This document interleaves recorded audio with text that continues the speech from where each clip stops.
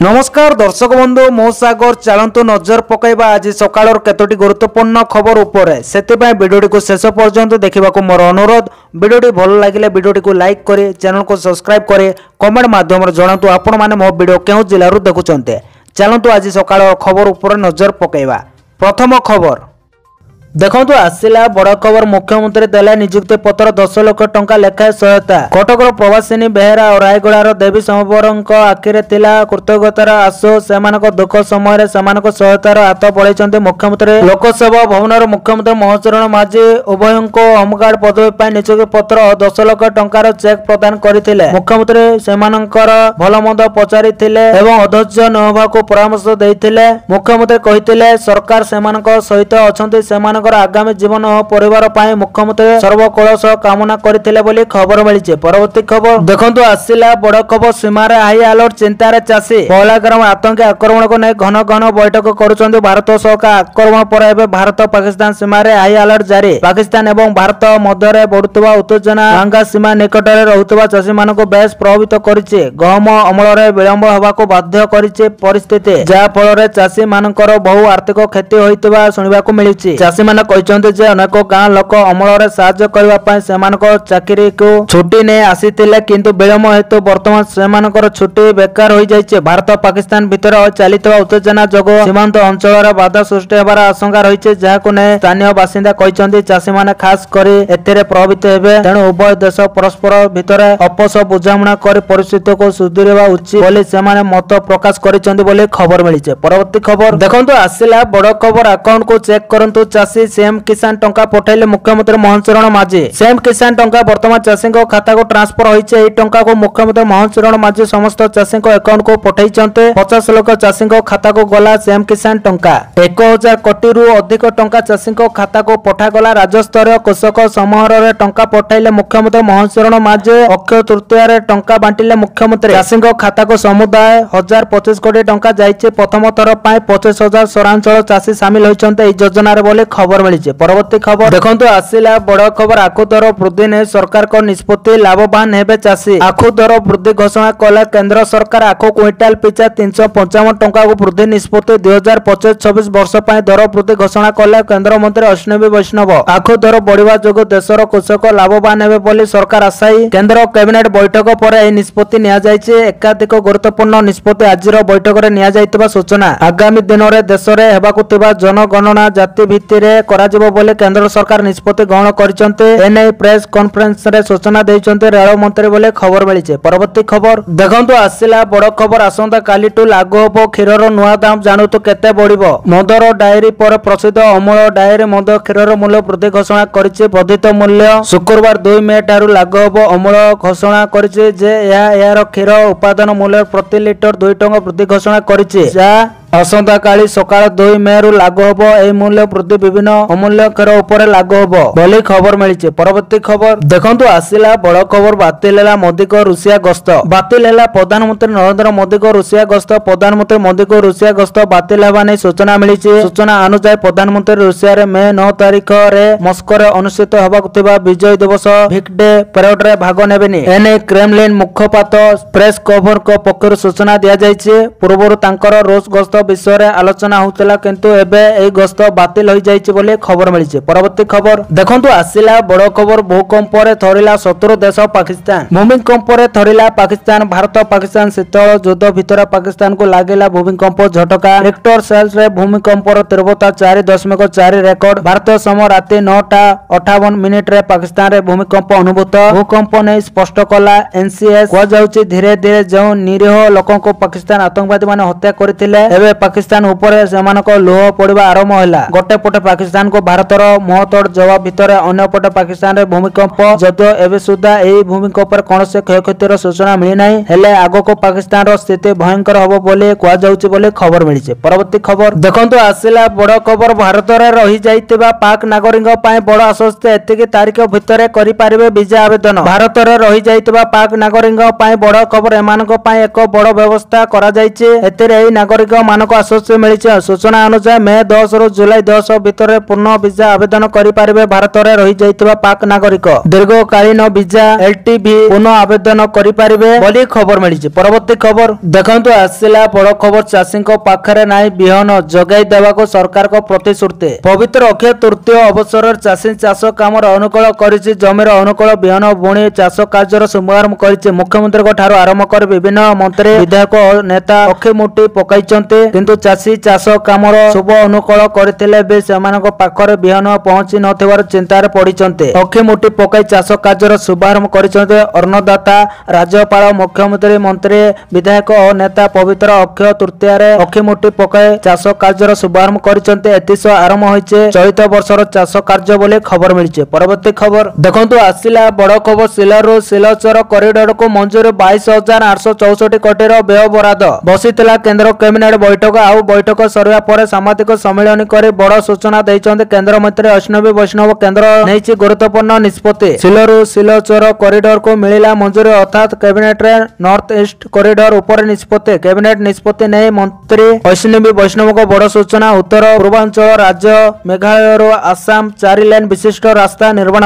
ଏଥିପାଇଁ ବ୍ୟୟ ବରାଦ ହୋଇଛି 22,864 କୋଟି ବୋଲି ଖବର ମିଳିଛି। ପରବର୍ତ୍ତୀ ଖବର ଦେଖନ୍ତୁ, ଆସିଲା ବଡ଼ ଖବର। ମୋଦି ସରକାରଙ୍କ ବଡ଼ ନିଷ୍ପତ୍ତି। ଦେଶରେ ଜାତି ଜନଗଣନା କରିବେ କେନ୍ଦ୍ର ସରକାର। କେନ୍ଦ୍ର କ୍ୟାବିନେଟର ବଡ଼ ନିଷ୍ପତ୍ତି। ସାରା ଦେଶରେ ଜାତିସଂଘ ଜନଗଣନା କରିବେ ମୋଦି ସରକାର। କ୍ୟାବିନେଟର ବୈଠକରେ ନିଆଯାଇଥିବା ନିଷ୍ପତ୍ତି ସମ୍ପର୍କରେ ଗୁରୁତ୍ୱପୂର୍ଣ୍ଣ ସୂଚନା ଦେଇଛନ୍ତି କେନ୍ଦ୍ରମନ୍ତ୍ରୀ ଅଶ୍ୱିନୀ ବୈଷ୍ଣବ। 2025 ରୁ 2026 ମଧ୍ୟରେ ଆରମ୍ଭ ହେବାକୁ ଥିବା ଜନଗଣନାରେ ଜାତି ଆଧାରିତ ତଥ୍ୟ ସଂଗ୍ରହ କରାଯିବ।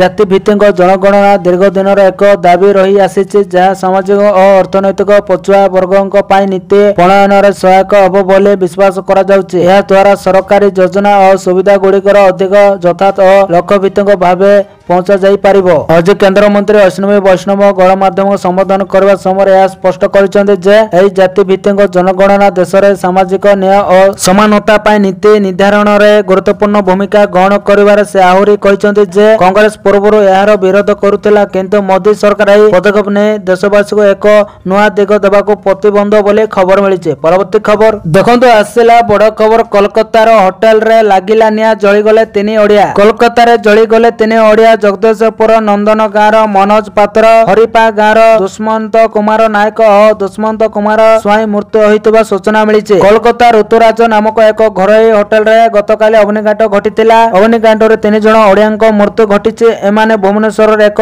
ଘରୋଇ ଫାଇନାନ୍ସ କମ୍ପାନୀରେ କାମ କରୁଥିଲେ। କମ୍ପାନୀ କାମରେ କୋଲକାତା ଯାଇ ହୋଟେଲରେ ରହୁଥିଲେ। ଗତକାଲି ହୋଟେଲରେ ହଠାତ୍ ନିଆଁ ଲାଗିଯିବା ଫଳରେ ହୋଟେଲରେ ଥିବା 14 ଜଣଙ୍କର ମୃତ୍ୟୁ ହୋଇଥିଲା। ସେମାନଙ୍କ ମଧ୍ୟରୁ 3 ଜଣ ଓଡ଼ିଆ ଯୁବକଙ୍କର ମୃତ୍ୟୁ ହୋଇଥିବା ସୂଚନା ମିଳିଛି। ଘଟଣା ଜାଣିବା ପରେ ମୃତକଙ୍କ ପରିବାର ଓ ଗାଁରେ ଶୋକାକୁଳ ପରିବେଶ ସୃଷ୍ଟି ହୋଇଛି ବୋଲି ଖବର ମିଳିଛି। ପରବର୍ତ୍ତୀ ଖବର ଦେଖନ୍ତୁ, ଆସିଲା ବଡ଼ ଖବର। ଅନଲାଇନ ନାମଲେଖା ଅନୁଦାନ ପାଇଁ ଗଠନ ହେଲା କମିଟି। ଆଇଟିର ପାରଦର୍ଶୀ RTE ପାରଦର୍ଶୀ ପୋର୍ଟାଲ ଜରିଆରେ ନାମଲେଖା ପ୍ରସଙ୍ଗ ବିଦ୍ୟାଳୟ ଓ ଗଣଶିକ୍ଷା ସଚିବଙ୍କ ଅଧ୍ୟକ୍ଷତାରେ କମିଟି ଗଠନ। କମିଟିରେ ଆଉ 2 ଅତିରିକ୍ତ ସଚିବ, ପ୍ରାଥମିକ ଶିକ୍ଷା ଉପନିର୍ଦ୍ଦେଶକଙ୍କୁ ନେଇ ଗଠିତ ହୋଇଛି କମିଟି। ITE ଅନଲାଇନରେ ନାମଲେଖାର ତଦାରଖ କରିବ କମିଟି। ଅନଲାଇନ ନାମଲେଖା ଅନୁଦାନ ପାଇଁ ବିଭାଗ ପକ୍ଷରୁ ନିର୍ଦ୍ଦେଶ ଜାରି ବୋଲି ଖବର ମିଳିଛି। ପରବର୍ତ୍ତୀ ଖବର ଦେଖନ୍ତୁ, ଆସିଲା ବଡ଼ ଖବର। ମେ 14 ତାରିଖରେ ହେବ ପୁଣିଥରେ OCS ଆନ୍ଥ୍ରୋପୋଲୋଜି ପରୀକ୍ଷା। ଗତ 27ରେ ହୋଇଥିବା ପରୀକ୍ଷା ବାତିଲ ନେଇ ସୂଚନା ଜାରି। ଆଉ ଥରେ ହେବ ସାନି ପରୀକ୍ଷା। ମେ 14 ତାରିଖ ପରୀକ୍ଷା ବିଜ୍ଞପ୍ତି ପ୍ରକାଶ କଲା OPSC। ପ୍ରଶ୍ନପତ୍ରରେ ତ୍ରୁଟି ନେଇ ଆସିଥିଲା ଅଭିଯୋଗ। 27 ଏପ୍ରିଲରେ ହୋଇଥିଲା OCS ଆନ୍ଥ୍ରୋପୋଲୋଜି ପରୀକ୍ଷା। ଆନ୍ଥ୍ରୋପୋଲୋଜି ଅପସନାଲରେ ଥିଲା ପ୍ରଶ୍ନପତ୍ର ତ୍ରୁଟି, ତେଣୁ ଆଉ ଥରେ ପରୀକ୍ଷା କରିବାକୁ ନିଷ୍ପତ୍ତି। ଉଭୟ ପ୍ରଥମ ଓ ଦ୍ୱିତୀୟ ପେପର ପରୀକ୍ଷା ହେବା ନେଇ ବିଜ୍ଞପ୍ତି ପ୍ରକାଶ କଲା OPSC। ପ୍ରଥମ ପେପର ପ୍ରଶ୍ନ ଦ୍ୱିତୀୟରେ ଓ ଦ୍ୱିତୀୟ ପେପର ପ୍ରଶ୍ନ ପ୍ରଥମରେ ପଡ଼ିଥିଲା। ଆନ୍ଥ୍ରୋପୋଲୋଜି ଅପସନାଲ ଥିବା ପରୀକ୍ଷାର୍ଥୀ ଅସନ୍ତୋଷ ଛାଡ଼ିଥିଲେ ବୋଲି ଖବର ମିଳିଛି। ପରବର୍ତ୍ତୀ ଖବର ଦେଖନ୍ତୁ, ଆସିଲା ବଡ଼ ଖବର। ଆୟୁଷ୍ମାନ ଯୋଜନାରେ ଏତେ କମ୍ ଖର୍ଚ୍ଚରେ ଚିକିତ୍ସା କରିବାକୁ ଘରୋଇ ଡାକ୍ତରଖାନା ଅରାଜି, ରୋଗୀ ହସ୍ତସନ୍ତ। ବିଜୁ ସ୍ୱାସ୍ଥ୍ୟ କଲ୍ୟାଣ ଯୋଜନା BSKYକୁ ବନ୍ଦ କରାଯାଇ ରାଜ୍ୟରେ ଆୟୁଷ୍ମାନ ଲାଗୁ ହେବା ପରଠାରୁ ବଢ଼ିବାରେ ଲାଗିଛି ରୋଗୀଙ୍କ ସମସ୍ୟା। ଆୟୁଷ୍ମାନ ଯୋଜନାର ବିଭିନ୍ନ ରୋଗ ପାଇଁ ଅପେକ୍ଷାକୃତ କମ୍ ଅର୍ଥ ବରାଦ ଯୋଗୁଁ ଚିକିତ୍ସା ସେବା ବ୍ୟାହତ ହୋଇଛି ଓ ରୋଗୀମାନେ ହସ୍ତସନ୍ତ ହେଉଛନ୍ତି। କମ୍ ପାଉଣାରେ ବଡ଼ ବଡ଼ ରୋଗର ଚିକିତ୍ସା କରାଯାଇ ପାରିବ ନାହିଁ ବୋଲି ଘରୋଇ ଡାକ୍ତରଖାନା ଗୁଡ଼ିକ ସରକାରକୁ ସଫା ଶୁଣାଇ ଦେଇଛନ୍ତି, ଯାହାକୁ ନେଇ ସ୍ୱାସ୍ଥ୍ୟ ବିଭାଗ ଦ ଛକିରେ ପଡ଼ିଛି। ଗୋଟିଏ ପଟେ ସରକାର ପ୍ୟାକେଜ ମୂଲ୍ୟ ବୃଦ୍ଧି ନ କଲେ ରୋଗୀଙ୍କ ଚିକିତ୍ସା ଅସମ୍ଭବ ହୋଇପଡ଼ିବ। ଅନ୍ୟପଟେ କେନ୍ଦ୍ର ସରକାର କେବଳ ଗୋଟିଏ ରାଜ୍ୟ ପାଇଁ ଆୟୁଷ୍ମାନ ଭାରତ ପ୍ୟାକେଜ ବଢ଼ାଇ ପାରିବେ ନାହିଁ, ଯାହାକୁ ନେଇ ଅକଳରେ ପଡ଼ିଛନ୍ତି ରାଜ୍ୟ ସରକାର। ଏ ସମ୍ପର୍କରେ ଗଣମାଧ୍ୟମ ପ୍ରତିନିଧିରେ ସ୍ୱାସ୍ଥ୍ୟ ମନ୍ତ୍ରୀ ଡକ୍ଟର ମୁକେଶ ମହାଲିକଙ୍କୁ ପ୍ରଶ୍ନ କରିଥିଲେ। ହେ ମନ୍ତ୍ରୀ, ଅନୁଦାନ କରାଯାଉଛି ଉତ୍ତର ଦେଇ ଚତୁର ତାର ସହ ପ୍ରଶ୍ନକୁ ଏଡ଼େଇ ଯାଇଛନ୍ତି ବୋଲି ଖବର ମିଳିଛି। ପରବର୍ତ୍ତୀ ଖବର ଦେଖନ୍ତୁ, ଆସିଲା ବଡ଼ ଖବର। ଭାରତର ପ୍ରସ୍ତୁତି ଡରରେ ଥରୁଛି ପାକିସ୍ତାନ। ରାତି ଅଧରେ ପାକ୍ ମନ୍ତ୍ରୀଙ୍କ ପ୍ରେସମିଟ୍। ଆଉ ମାତ୍ର କିଛି ଘଣ୍ଟାର ଅପେକ୍ଷା। ପାକିସ୍ତାନ ଉପରେ ହେବ ଆକ୍ରମଣ। ପହଲଗାମ ଘଟଣାର ପ୍ରତିଶୋଧ ନେବ ଭାରତ। ଏକଥା ଆମେ କହୁନୁ ଖୋଦ୍ ପାକିସ୍ତାନ ଗୋଇନ୍ଦା ସଂସ୍ଥା ଏଭଳି ଦାବି କରିଛି। 36 ଘଣ୍ଟା ମଧ୍ୟରେ ଭାରତ ପାକିସ୍ତାନ ଉପରେ ଆକ୍ରମଣ କରିପାରେ ବୋଲି ଆଶଙ୍କା କରିଛନ୍ତି ଖୋଦ୍ ପାକିସ୍ତାନ ସୂଚନା ମନ୍ତ୍ରୀ ଅତାଉଲ୍ଲା ତରାର। ଭାରତର ପ୍ରସ୍ତୁତି ଦେଖିବା ପରେ ପାକିସ୍ତାନର ନିଦ ହଜିଯାଇଛି। ସହିପାରୁନାହାନ୍ତି ପାକିସ୍ତାନର ସରକାର। ରାତି 1ଟାରେ ମନ୍ତ୍ରୀଙ୍କ ଏଭଳି ପ୍ରେସମିଟ୍ ବୟାନ କରିଛି। କେତେ ଭୟଭୀତ ଅବସ୍ଥାରେ ଅଛି ପାକିସ୍ତାନ ବୋଲି ଖବର ମିଳିଛି। ପରବର୍ତ୍ତୀ ଖବର ଦେଖନ୍ତୁ, ଆସିଲା ବଡ଼ ଖବର। ଭାରତ ପାକିସ୍ତାନ ସୀମାରେ ଗୁଳିମାଡ଼ ଦେଖି ଭୟଭୀତ ସାଉଦି ଆରବ କହିଦେଲା ଏହି ବଡ଼ କଥା। ଭାରତ ଏବଂ ପାକିସ୍ତାନ ମଧ୍ୟରେ ଉତ୍ତେଜନା ପୁଣି ଥରେ ଶୀର୍ଷରେ ପହଞ୍ଚି ଜମ୍ମୁ କାଶ୍ମୀରର ପହଲଗାମରେ ସମ୍ପ୍ରତି ଆତଙ୍କବାଦୀ ଆକ୍ରମଣ ଏବଂ ପରବର୍ତ୍ତୀ ସୀମାରେ ଗୁଳିଚାଳନାଙ୍କ ପରିସ୍ଥିତିକୁ ଗମ୍ଭୀର କରିଛି। ପହଲଗାମ ଆକ୍ରମଣରେ 26 ଜଣଙ୍କ ମୃତ୍ୟୁ ପରେ ଭାରତ ପାକିସ୍ତାନ ବିରୋଧରେ କଠୋର ପଦକ୍ଷେପ ନେଇଛି। ଏହି ସମୟରେ ବିରି ମାଡ଼ ଦେଖି କୋଳଥ ଛାନିଆ ପରି ଭୟଭୀତ ହୋଇପଡ଼ିଛି ସାଉଦି ଆରବ। ଏହି ଦେଶ ଉଭୟ ଭାରତ ଏବଂ ପାକିସ୍ତାନକୁ ଛୁଆଇବା ପାଇଁ ପ୍ରୟାସ ଆରମ୍ଭ କରିଛି। ଉଭୟ ଦେଶକୁ ସଂଯମତା ଅବଲମ୍ବନ କରି କୂଟନୈତିକ ଉପାୟରେ ସମସ୍ୟାର ସମାଧାନ କରିବାକୁ ନିବେଦନ କରିଛି ସାଉଦି ଆରବ। ସାଉଦି ଆରବର ଏହି ବିବୃତ୍ତି ମଧ୍ୟ ଦର୍ଶାଯାଇଛି ଯେ ମୁସଲିମ ଦେଶଗୁଡ଼ିକର ନଜର ମଧ୍ୟ ଏହି ପ୍ରସଙ୍ଗରେ ନିବଦ୍ଧ ଅଛି। ତଥାପି ଆମେରିକା, ଫ୍ରାନ୍ସ ଏବଂ ଜାପାନ ଭଳି ଅନେକ ମହାଶକ୍ତିଶାଳୀ ଦେଶ ପୂର୍ବରୁ ଇଙ୍ଗିତରେ ଭାରତର ସ୍ଥିତିକୁ ସମର୍ଥନ କରିସାରିଛନ୍ତି। କିନ୍ତୁ ସାଉଦିର ଏହି ବିବୃତ୍ତିକୁ ନେଇ ଏକ ସନ୍ତୁଳିତ ଅପିଲ ଭାବରେ ଦେଖାଯାଉଛି, ଯେଉଁଥିରେ ଆଞ୍ଚଳିକ ସ୍ଥିରତାକୁ ଗୁରୁତ୍ୱ ଦିଆଯାଇଛି ବୋଲି ଖବର ମିଳିଛି। ପରବର୍ତ୍ତୀ ଖବର ଦେଖନ୍ତୁ, ଆସିଲା ବଡ଼ ଖବର। ଭାରତ ଡରରେ ପାକିସ୍ତାନ ଛାଡ଼ିଦେଲେ ପାକ୍ ସେନା ମୁଖ୍ୟ ମୋରିନ୍। ଜମ୍ମୁ କାଶ୍ମୀର ପହଲଗାମର ଆତଙ୍କବାଦୀ ଆକ୍ରମଣ ପରେ ଭାରତ ପକ୍ଷରୁ ତନାଗନା ଜାରି ରହିଛି। ପାକିସ୍ତାନ ବିରୋଧୀ ଅଭିଯାନ ପାଇଁ ଭାରତ ପକ୍ଷରୁ ଆଗାମୀ ଦିନରେ ବଡ଼ ଅଭିଯାନ ଆରମ୍ଭ କରାଯିବ। ତେବେ ଏହା ଭିତରେ ପାକିସ୍ତାନ ମଧ୍ୟ ତୁହାକୁ ତୁହା ଧମକ ଦେବାରେ ଲାଗିଛି। ହେଲେ Pakistan army chief general Syed Asim ମୋରିନ୍ଙ୍କର କୌଣସି ପତ୍ତା ମିଳୁନାହିଁ। ଶେହବାଜଙ୍କ ଦ୍ୱାରା ବସୁଥିବା କୌଣସି ବୈଠକରେ ନା ମୋରିନ୍ ଦେଖିବାକୁ ମିଳୁଛି, ନା ତାଙ୍କ ପକ୍ଷରୁ ଭାରତ ପାଇଁ କୌଣସି ବାର୍ତ୍ତା ଜାରି କରିଛନ୍ତି। ଖବର ମୁତାବକ ମୋରିନ୍ ପରିବାର ସହ ପାକିସ୍ତାନ ଛାଡ଼ି ଚାଲି ଯାଇଛନ୍ତି। ପରିବାର ସହ ବିଦେଶ ଚାଲିଯିବା କିମ୍ବା ରାଉଲପିଣ୍ଡିର ବଙ୍କରରେ ଲୁଚିଥିବା ନେଇ ଏବେ ଚର୍ଚ୍ଚା ଜୋର ଧରିଛି। ସୋସିଆଲ ମିଡିଆରେ ଖବରକୁ ନେଇ ଚର୍ଚ୍ଚା ଜୋର ଧରିବା ପରେ ପାକ୍ ପ୍ରଧାନମନ୍ତ୍ରୀ ଶେହବାଜ ଶରୀଫ ପରୋକ୍ଷ ଭାବେ ଏହାର ଉତ୍ତର ରଖିଛନ୍ତି। ଏକ୍ସରେ ପାକିସ୍ତାନ ସେନା ସହିତ ଏକ ଫଟୋ ପୋଷ୍ଟ କରି ଶେହବାଜ ପାକ୍ ସେନା ମୁଖ୍ୟ ମୋରିନ୍ଙ୍କ ଉପସ୍ଥିତିକୁ ଜାହିର କରିଛନ୍ତି। ଫଟୋଟି ଗତ 26 ତାରିଖର ବୋଲି ସେ କହିଛନ୍ତି ବୋଲି ଖବର ମିଳିଛି। ପରବର୍ତ୍ତୀ ଖବର ଦେଖନ୍ତୁ, ଆସିଲା ବଡ଼ ଖବର। ବଢ଼ିଲା ଶ୍ରମିକ ମାନଙ୍କ ସର୍ବନିମ୍ନ ଦୈନିକ ମଜୁରୀ। ରାଜ୍ୟ ସରକାରଙ୍କ ଆଜି ସବୁ ବର୍ଗର ଶ୍ରମିକ ପାଇଁ ସର୍ବନିମ୍ନ ମଜୁରୀ ବୃଦ୍ଧି କରିଛନ୍ତି। ଅଣକୁଶଳୀ, ଅର୍ଦ୍ଧକୁଶଳୀ, ଅର୍ଦ୍ଧକୁଶଳୀ, କୁଶଳୀ ଓ ଉଚ୍ଚ କୁଶଳୀ ଶ୍ରମିକଙ୍କ ଦୈନିକ ମଜୁରୀରେ ବୃଦ୍ଧି ନେଇ ରାଜ୍ୟ ସରକାର ନିଷ୍ପତ୍ତି ନେଇଛନ୍ତି। ଏ ସମ୍ପର୍କରେ ମୁଖ୍ୟମନ୍ତ୍ରୀ ମୋହନ ଚରଣ ମାଝୀ ଆଜି ଘୋଷଣା କରିଛନ୍ତି। ମୁଖ୍ୟମନ୍ତ୍ରୀ ଶ୍ରୀ ମୋହନ ଚରଣ ମାଝୀ ଶ୍ରମିକ ମାନଙ୍କ ପାଇଁ ସର୍ବନିମ୍ନ ଦୈନିକ ମଜୁରୀରେ 10 ଟଙ୍କା ବୃଦ୍ଧି ଘୋଷଣା କରିଛନ୍ତି। ଏହି ନିଷ୍ପତ୍ତି ଅନୁଯାୟୀ ଅଣକୁଶଳୀ ଶ୍ରମିକ ମାନଙ୍କର ସର୍ବନିମ୍ନ ଦୈନିକ ମଜୁରୀ 452 ଟଙ୍କାରୁ 462 ଟଙ୍କା ବୃଦ୍ଧି ପାଇଛି। ସେହିପରି ଅର୍ଦ୍ଧକୁଶଳୀ ଶ୍ରମିକ ମାନଙ୍କ ମଜୁରୀ 502 ଟଙ୍କାରୁ 512 ଟଙ୍କା, କୁଶଳୀ ଶ୍ରମିକ ମାନଙ୍କ ଦୈନିକ ମଜୁରୀ 552 ଟଙ୍କାରୁ 562 ଟଙ୍କା ଏବଂ ଉଚ୍ଚ କୁଶଳୀ ଶ୍ରମିକ ମାନଙ୍କ ସର୍ବନିମ୍ନ ଦୈନିକ ମଜୁରୀ 602 ଟଙ୍କାରୁ 612 ଟଙ୍କା ବୃଦ୍ଧି ପାଇଛି। ଏହି ବର୍ଦ୍ଧିତ ମଜୁରୀ ଏପ୍ରିଲ ଠାରୁ ଲାଗୁ ହେବ ବୋଲି ଖବର ମିଳିଛି। ପରବର୍ତ୍ତୀ ଖବର ଦେଖନ୍ତୁ, ଆସିଲା ବଡ଼ ଖବର। ବନ୍ଦ ହୋଇଯିବ ଏହି 15ଟି ବ୍ୟାଙ୍କ। କେନ୍ଦ୍ର ସରକାରଙ୍କ ଏକ ରାଜ୍ୟ ଏକ ଗ୍ରାମୀଣ ବ୍ୟାଙ୍କ ନୀତି ଅନୁସାରେ 2 ମେ 2025 ଠାରୁ ଦେଶର 15ଟି ଗ୍ରାମୀଣ ବ୍ୟାଙ୍କ ବନ୍ଦ ହେବାକୁ ଯାଉଛି। ଏହି ବ୍ୟାଙ୍କ ଗୁଡ଼ିକ ଅନ୍ୟ ଗ୍ରାମୀଣ ବ୍ୟାଙ୍କ ସହିତ ମିଶ୍ରଣ କରାଯିବ, ଯାହା ଫଳରେ ଦେଶରେ ଗ୍ରାମୀଣ ବ୍ୟାଙ୍କର ସଂଖ୍ୟା 43ରୁ ହ୍ରାସ ପାଇ 28କୁ ଆସିବ। ଏହି ନିଷ୍ପତ୍ତି ବ୍ୟାଙ୍କିଂ ସେବାକୁ ଅଧିକ ମଜବୁତ ଓ ପ୍ରଭାବଶାଳୀ କରିବା ଲକ୍ଷ୍ୟରେ ନିଆଯାଇଛି। ତେବେ ଗ୍ରାହକମାନେ ନିଜ ଟଙ୍କା ଓ ସେବା ସମ୍ପର୍କରେ ଚିନ୍ତିତ ହେଉଛନ୍ତି। ଏହି ଖବର ଗ୍ରାମାଞ୍ଚଳରେ ବ୍ୟାଙ୍କ ଆକାଉଣ୍ଟ ଥିବା ଗ୍ରାହକଙ୍କ ପାଇଁ ଗୁରୁତ୍ୱପୂର୍ଣ୍ଣ। ଏକ୍ସରେ ଚାଲିଥିବା ଚର୍ଚ୍ଚା ଓ ଖବର ଅନୁସାରେ ଏହି 15ଟି ଗ୍ରାମୀଣ ବ୍ୟାଙ୍କ ଅନ୍ୟ ବ୍ୟାଙ୍କ ସହିତ ମିଶ୍ରଣ ହେବ। ଏଥିରେ ଆନ୍ଧ୍ରପ୍ରଦେଶ ଗ୍ରାମୀଣ ବ୍ୟାଙ୍କ, ଉତ୍ତରପ୍ରଦେଶ ଗ୍ରାମୀଣ ବ୍ୟାଙ୍କ, ବରୋଦା ତ୍ରିପୁରା ଗ୍ରାमीण बैंक पश्चिमबंग ग्रामीण बैंक एवं गुजरात रो 2टी ग्रामीण बैंक शामिल रही। प्रत्येक राज्य रे एक ग्रामीण बैंक रहिबाको योजना करा जायछि जहा सेही राज्यर समस्त ग्रामीण बैंक को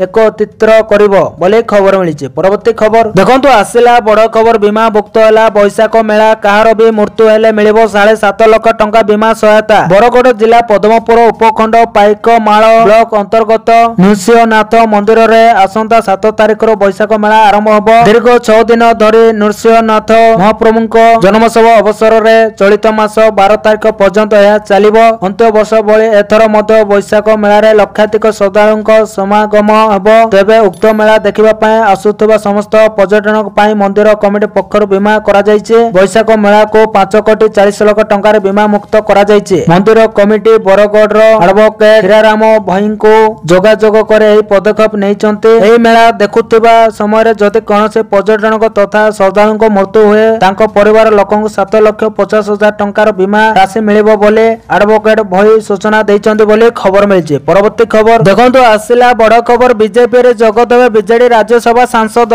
पुणी चर्चा रे राज्य राजनीति बीजेपी सह संबंध बढ़ाउचंती बीजेडी रो राज्यसभा सांसद। एपरिक सब बेले बीजेपी सह जोगाजोग रे तेबा मध्य कुआ जाउछि। आउ एपरि एक बड़ बयान दैचंती बीजेपी राज्यसभा सांसद ममता महंत जे कि निजे बीजेडी रो राज्यसभा सांसद थिले हेले बीजेपी क्षमता को आसीबा परे ममता बीजेडी रो इस्तीफा दे बीजेपी रे जोग देइथिले। आउ बीजेपी पक्षरु पुणी थर राज्यसभा को मध्य गले। आउ से एबे बीजेडी रो आग धाड़ी रो सांसदक नारे बड़ बयान दैचंती कि बीजेडी रो 7 जण राज्यसभा सांसदक मध्यरो अधारु अधिक सांसद बीजेपी लिक रे अछंती जे माने कि खूब शीघ्र बीजेपी रे जोग देई पारंती बोले खबर मिलिছে। परवर्ती खबर देखंतु आसिला बड़ खबर पाकिस्तान रो उड़ान ऊपर कटकणा। पहलगाम आतंकी हमला को नै वर्तमान समय रो सबुठारु बड़ खबर पाकिस्तान को पुणे पाने देला भारत। पहलगाम आतंकी हमला रो प्रतिशोध नेबा को पाकिस्तान ऊपर पुणे प्रभार पकाइला भारत। पाकिस्तान पाए एयर पेस बंद कला भारत। पाकिस्तान रो सब उड़ान ऊपर लागिला कटकणा। पाकिस्तान को मुंह तोड़ जवाब देबा को निजर समस्त एयर पेस बंद कला भारत। एबे भारत ऊपर दे उड़ी पारिबोनी कोनोसे भी पाकिस्तान विमान। मैं 23 जाए एयर पेस बंद पूर्व पाकिस्तान भारत पाए निज एयर पेस बंद करथिला बोले खबर मिलिছে। परवर्ती खबर देखंतु आसिला बड़ खबर 150 दिन पर मिलिला जमीन। बांग्लादेश रो एक हाईकोर्ट हिंदू संत चिन्मय कृष्ण दास को दैचंती जमीन। चिन्मयଙ୍କ वकील पूर्व कुमार भट्ट गत 23 तारिख रे जमीन आवेदन करथिले। चिन्मय इस्कन मंदिर रो पुजारी हेबा सह बांग्लादेश रे सनातन जागरण रो प्रवक्ता। गत वर्ष नवेम्बर 25 रे चिन्मयଙ୍କୁ ढाका को विमान बंदर रे गिरफ्त करा जायतिला। गिरफ्त पर चिन्मयଙ୍କୁ चोटगांव जेल रे तांको रखा जायतिला। चिन्मयଙ୍କ वकील एकाधिक थर जमीन आवेदन करथिले सुधा सेगुडिक खारज कर दिया जाउतिला किंतु बहु चेष्टा पर हाईकोर्ट जमीन प्रदान करिसंती बोले खबर मिलिছে। परवर्ती खबर देखंतु आसिला बड़ खबर दीर्घार प्रतिष्ठा हैला जगन्नाथ मंदिर। पश्चिमबंग दीघार अबिकल पुरी जगन्नाथ मंदिर भली मंदिर तैयारी होइছে। आ अक्षय तृतीया रे यार उद्घाटन करिसंती पश्चिमबंग मुख्यमंत्री ममता बनर्जी। कड़ा सुरक्षा व्यवस्था मध्य मंदिर रो उद्घाटन होइছে। पुरी जगन्नाथ मंदिर समतुल दिगरे निर्माण होइतबा जगन्नाथ मंदिर रे काठ बदल रे पत्थर मूर्ति रे पूजा पाइबे 3 ठाकुर। पारंपरिक कलिंग स्थापत्य शैली रे निर्मित एही भव्य मंदिर राजस्थान रो प्रकृष्ट गोलापी बाली पत्थर रे निर्मित होइছে। 20 एकर जमी रे मंदिर पाई पश्चिमबंग सरकार 250 कोटी टंका खर्च करिसंती। राजस्थान रो 800 रु अधिक कलसी कारीगर एही मंदिर निर्माण करिसंती बोले खबर मिलिছে। तो दर्शक बंधु ए आज सकाळ केतोटी गुरुत्वपूर्ण खबर। जदि वीडियोटी भल लागिছে लाइक करबा सहित हम चैनल को सब्सक्राइब करंतु आ वीडियो को शेयर करंतु। वीडियोटी संपूर्ण देखिथिबारु आपण मानको बहुत बहुत धन्यवाद।